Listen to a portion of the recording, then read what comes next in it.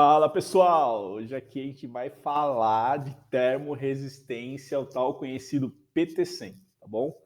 Então vamos iniciar lá sensores e suas aplicações na cerâmica e indústria, legal? E o nosso conteúdo do dia é PT100. O que é o sensor PT100? Qual a diferença do PT100 para um termopar? Por que o nome PT100? Por que PT100? Por que não PT, sei lá, PT Nunes, PT Orso, PT qualquer coisa? Como funciona o PT100 e o RTD? Como calibrar o PT100? Quais os tipos de PT100? Qual a faixa aí de temperatura e de erro de um PT100? Não sei, né? Vamos descobrir. Olá, sou Daniel Nunes, conhecido como Nunes. Vamos lá. O que é esse sensor PT100? Oferecimento Felipe Costa aí. Na teoria, o PT100, pessoal, às vezes a gente fala, é um sensor, é um transmissor, é um transdutor, é um RTD, ou um instrumento. Não, é um resistor, é um resistor. Pessoal, esses nomes aí são os nomes mais populares que a gente pode encontrar aí na indústria, mas o PT100 pode ser tudo isso, né? Mas existe algumas diferenças gritantes nesses nomes, nessas terminologias. Só que a gente não vai tratar isso aqui, tá bom? Então, o que é o sensor PT100? Nada mais é do que isso daqui, ó. Aqui eu tenho um PT100, tá? Um PT100 a 3 fios. A gente vai falar com isso com calma depois na frente, tá? Eu tenho um PT100, um sensor, um RTD, e eu tenho um elemento, uma bolacha, um transmissor. Então, os dois em conjunto, só esse daqui, eu tenho um transdutor. Mas esse elemento acoplado aqui, ele me vira um transmissor. Legal? A gente vai explicar isso com calma depois. Na prática, né, ele se fala que é uma resistência fixa, um resistor fixo. A gente tem um resistor aí de 100 ohms, por essa nomenclatura de cores. Mas internamente mesmo, no PT100, o que ele é? Ele é uma resistência variável. É essa imagem aqui no meio, tá?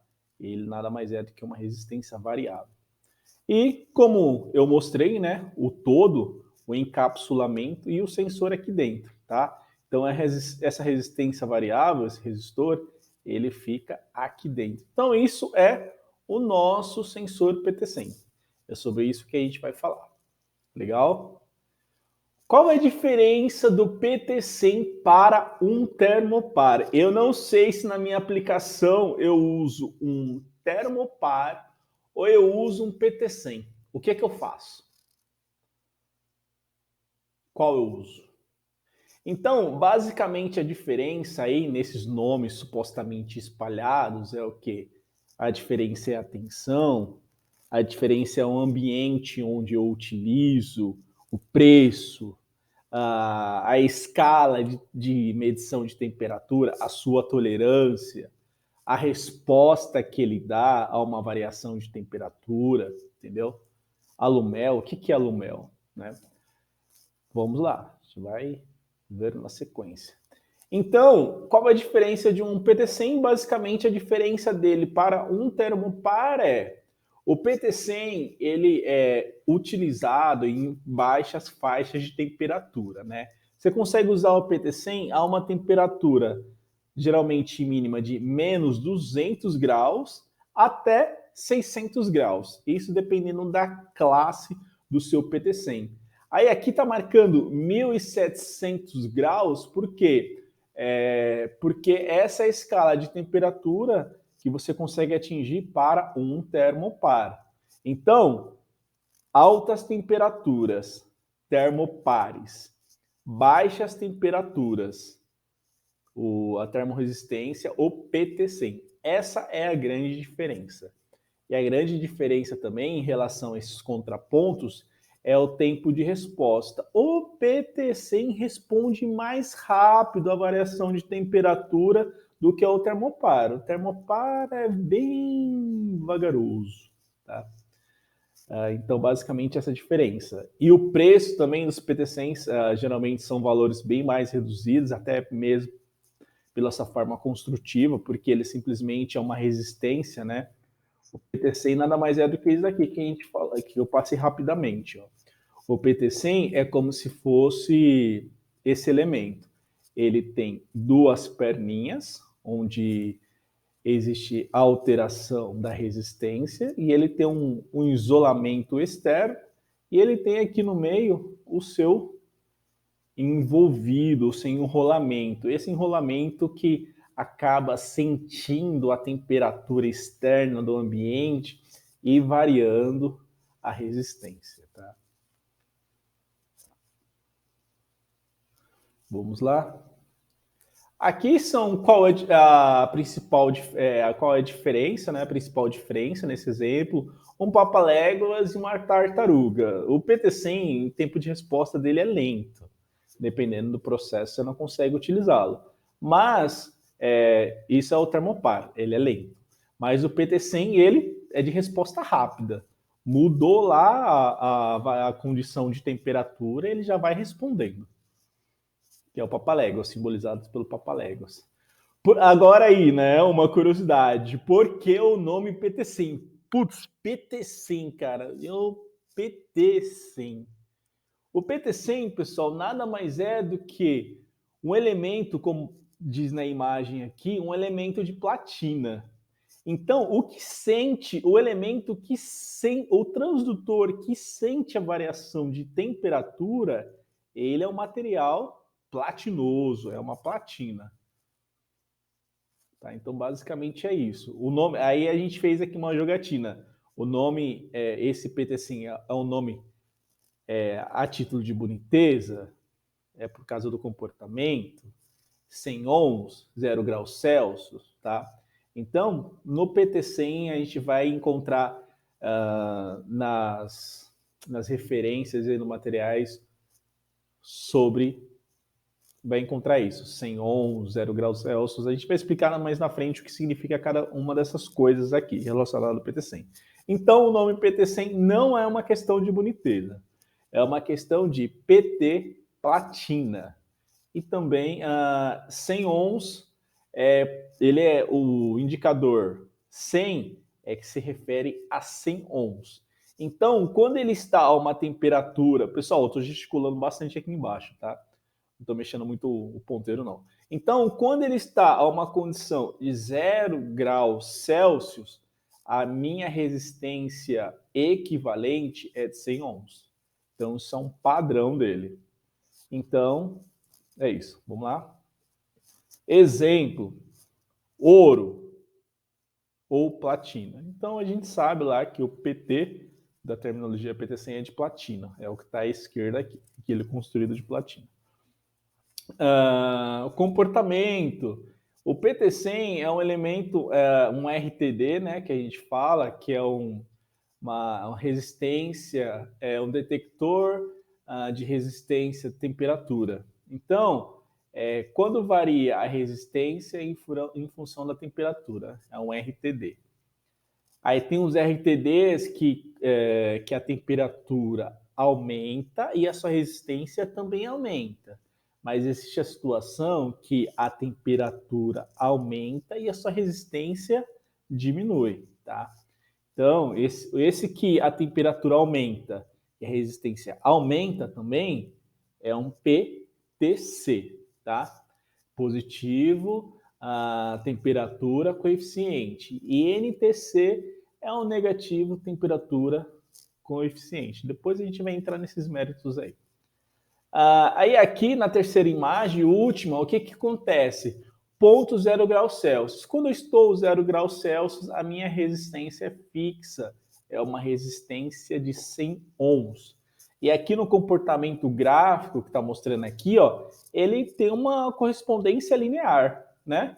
À medida que minha temperatura aumenta, aqui, ó, 0 graus Celsius, a minha resistência é 100. 300 graus Celsius, a minha temperatura aqui, a minha resistência, desculpa, é em torno de 150, tá? Então, ele sempre vai ter essa correspondência. Aí aqui, né, nosso símbolo de Ohm, resistência aí, como funciona um PTC e um RTD.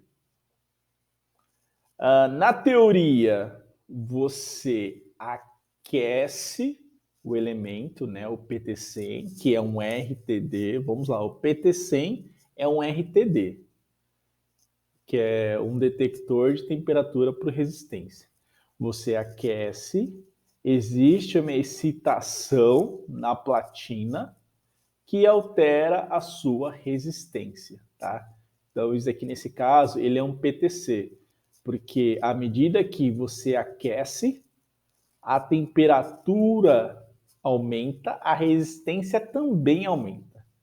E em questões terminológicas, então, isso é um PTC.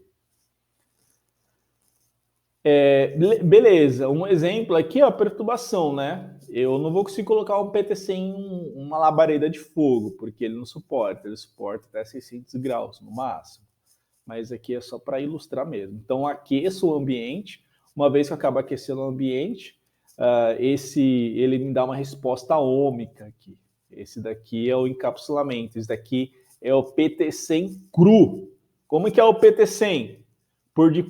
Por detrás dessas carcaças, desses invólucros, um monte de coisa que ele tem aí.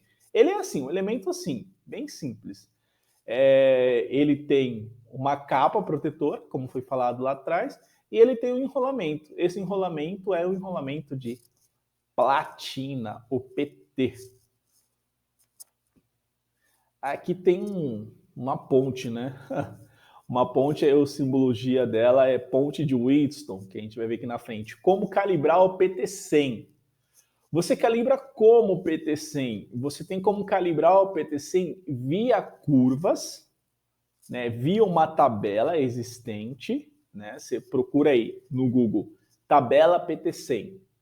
Aí você vai encontrar uma tabela padrão, que essa tabela vai indicar o quê? A resistência e o correspondente em temperatura, ou a temperatura e o correspondente em resistência, tá bom? Tá, legal. Ou você calibra por uma amostragem. O que você pode fazer? Você faz de conta que você não tem tabela. Você quer dar um cientista aí descobrir como é que é essa relação de temperatura com resistência. Você pode testar alguns pontos. Por exemplo, eu tenho lá uma condição, tenho 3 condições. Eu tenho a condição de temperatura que eu conheço de 0 graus, eu tenho a temperatura que eu conheço ambiente, por exemplo, hoje aqui está 15 graus Celsius, beleza? E tem uma condição, sei lá, um momento de ebulição de uma água de 100 graus Celsius. Então, se eu pegar esses 3 pontos de medição, eu consigo fazer essa calibração em 3 pontos, tá? Que é o mínimo recomendado para você conseguir fazer a calibração de qualquer sensor. Aqui no caso, eu citei aqui pedir o transmissor, porque em algumas situações, o que acontece? A gente pode pedir para alguém mandar calibrado para a gente, entendeu? A gente não precisa saber comportamento de curva, comportamento de tabela, nem fazer uma amostragem. Então você pede lá, eu quero que o meu PTC esteja calibrado para a minha faixa de uso. Sempre vai ser assim, né? Porque acontece, se você quiser usar os seus PT100 em um CLP, em algum controlador, você precisa tê-lo calibrado. A faixa que ele atende é de menos 200 graus até 600 graus, dependendo da classe do PT100. Tem classe A, classe B, enfim. A classe dele diz o quanto que ele suporta de temperatura. Só que isso acontece, esse range ele é muito grande. Então você precisa falar, né? No meu uso, o meu PT100 ele vai variar de 10 graus Celsius a 150 graus Celsius. Então, você dá essa informação para o seu fornecedor e ele manda para você um transmissor PT100 calibrado. Porque, por exemplo, vamos ilustrar aqui de novo. Aqui eu tenho o quê? Eu tenho o invólucro. E aqui são as 3 perninhas lá do PT100, que ele está escondido aqui, tá? Meu PT100 está por aqui, escondido. Só que aqui é ele cru, é meu transdutor. Só que aí você vai querer usar o seu sinal para um CLP, então você vai precisar de um transmissor, tá? Você vai precisar de um transmissor. Esse transmissor aqui, não sei se dá para ver, a gente manda ele calibrado para 0 a 80 graus Celsius. Então a pessoa que pediu o PT100, ela já informou: ah, meu PT100 eu vou usar para um limite de temperatura de 80 graus Celsius. No meu caso, o meu secador não passa de 80 graus Celsius. Então a gente pega isso daqui e acopla aqui, né, fazendo as ligações corretas, fecha tudo isso daqui e manda para o nosso cliente calibradinho, tá? Calibradinho. Aí aqui ele pega os 2 fios, tal, que vai para o CLP dele e já era. E já vai mandar para ele um sinal de 0 a 10 volts, 4 a 20 mA em nível de corrente. Isso daí é conversado previamente. Aí aqui é um exemplo, né, dessa ponte aqui, ponte de Winston. Você consegue fazer uma calibração cega, que a gente fala, tipo assim, essa resistência R1 aqui é uma resistência que varia, que no caso nosso PT100, e essas outras 3 resistências são resistências conhecidas. Então, não vamos se aprofundar muito nisso, mas existe a forma de se fazer a calibração via ponte de Winston, e o mais conhecido é por uma tabela, né? Já teve pessoas que calibraram o PT100. E o comportamento dele sempre é conhecido. Variou a resistência, sei o valor da temperatura. Variou a temperatura, já sei o correspondente em resistência. Então, não precisa ficar reinventando. É só pegar a tabela por aí, dar um Google aí, você encontra a tabela e já consegue fazer essas calibrações. Legal? Quais os tipos de PT100, né? Aí aqui tem um símbolo de um fósforo aí, um palito. Descobri por que disso, dessa associação aí. Então, em teoria, eu tenho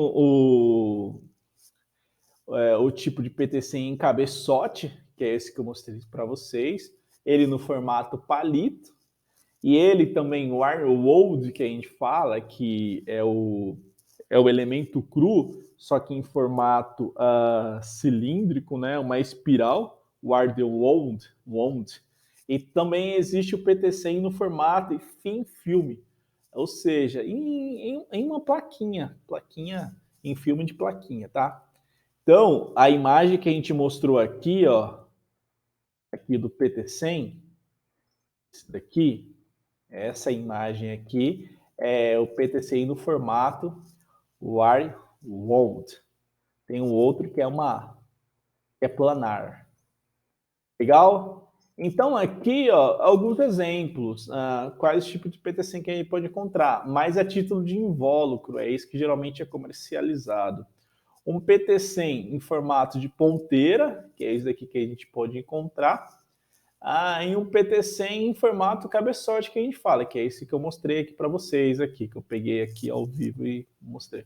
Ou no formato pavão, que a gente está brincando aqui, né? Várias combinações de cores, vários tipos de conexão ao processo. Aqui qual a faixa de temperatura e de erro de um PT100? Vamos lá?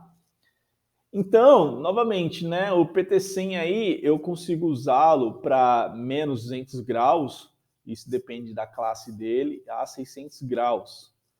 E em função dessas classes também, eu tenho erros de leitura correspondentes. Por exemplo, se é um PT100 da classe B, eu tenho uma margem de erro aí de mais 4,3 graus. Se é um PT100 de classe A, eu já tenho uma diferença aí. Eu vou encontrar um erro de leitura de mais 1,3 graus Celsius, para mais ou para menos, tá? E tá. E o valor usual aí, que geralmente o pessoal usa o PT100, é para uma faixa de 13 graus até 100 graus. Legal? Bacana. E aqui não foi falado, pessoal, não foi explorado, mas a diferença gritante, que a Bruna também ilustrou em alguns vídeos, é o PT100 e o PT1000. A diferença máxima, o que é? A 0 graus Celsius para o PT100 eu tenho uma resistência correspondente a 100 ohms. Para o PT1000, a 0 graus Celsius eu tenho uma resistência correspondente a 1000 ohms. Quando usar o PT100 e o PT1000? O PT1000, essa faixa de erro dele aqui, tanto para classe A quanto para classe B, ela é bem menor. É bem menor. Então, se você estiver procurando por uma termorresistência que requer uma maior precisão para o seu processo, então você vai procurar por um PT1000, que no PT1000 geralmente ele tem lá PT1000 de precisão de 0,5, 0,8 graus Celsius, para mais ou para menos. O PT100 não. O PT100 geralmente é mais grosso, assim, então ele está considerando que você não precise de tantos detalhes assim no seu processo. Então aqui, ó, as nossas considerações finais em relação à aplicação, para você saber aonde usar o PT100, tá? Então, falando da indústria cerâmica vermelha, a gente pode usar o PT100 acoplado a chaminés. Por quê? Porque a partir da temperatura de combustão que está saindo pela chaminé, dá para a gente ter noção de como é que está a nossa combustão. Se está uma combustão bacana ou se não está uma combustão bacana. Tá bom, no secador também. No secador forçado, o que a gente consegue para que a gente consegue usar um PT100 lá? As faixas de temperatura, geralmente elas não ultrapassam os 90 graus Celsius. Então, para que usar um termopar? Né? Termopar, o tempo de resposta dele é lento, ele é mais custoso e ele é para altas temperaturas. Então, o PT100 nesse caso também já atenderia. Aí no caso no escritório, né, um quebra-gelo aí, se você tivesse que colocar um sensor de temperatura para saber o quão confortável está o seu escritório, você utilizaria um termopar? Não, você conseguiria saber o quão confortável está o seu ambiente a partir de um PT100. Digo mais, lá no seu ar-condicionado existe um PT100, tá bom? Aí no caso de outras aplicações aqui, ó, eu tenho extrusoras, baloneiras, né? Pessoal que mexe com injeção plástica, indústria plástica, lá tá cheio de sensores, né? PT100. Tá, legal. E na mineração também, pessoal. Na mineração, lá na hora de alguns processos de enriquecimento, lá nos fornos que tem na mineração, também eles usam bastante PT100 e termopares. Só que nesse caso não são nem termopares tipo K, porque as temperaturas acabam sendo mais altas, então precisa ser outro tipo. Então, obrigado aí por participar, por escutar, por nos prestigiar. Se tiver alguma dúvida, você pode comentar, você pode falar com a gente pelo WhatsApp, pode mandar um e-mail, veja lá as nossas danças no TikTok, que na verdade não tem dança, mas tem um conteúdo lá, a ideia é criar um conteúdo meio que descontraído. E no YouTube você vai ver outras informações que possam interessar. Então, o próximo assunto, pessoal, a gente vai falar sobre o quê? Separadores magnéticos. Tudo que você precisa saber, sem muita complicação. Considera que está sendo enganado?